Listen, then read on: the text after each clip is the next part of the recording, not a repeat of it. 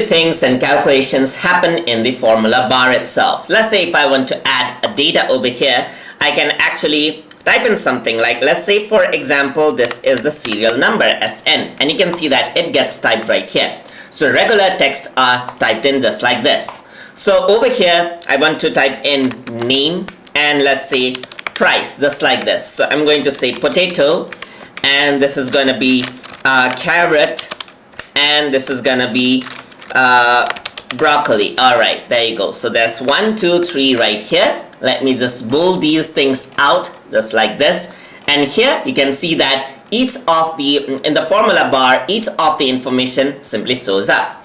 If I want to make something like a total, I'm going to say price is 23, 56, 45, just like this, and now I want to total this up. So I can actually sum this up just like this. If I were to press equal to right here, you can see that I can select the cells, press plus, select this one, press plus, press this. This is a simple way to use the formula bar, and there's the total. And if I want to format it out, I'm simply going to select this, and then over here, this is going to be the regular text right here. For this one, I'm going to select heading 2 right here, and then over here for this one, I'm going to select total, just like this. So as you can see that is how you make calculation. And in the formula in the formula bar, you can see that this is the addition for D3, D4, and D5 cells. So that is basically how you use the formula bar, and we'll see how to use formulas even more vastly in further lessons. So I hope you guys learned something as always, and as always, please like, comment, share, and subscribe.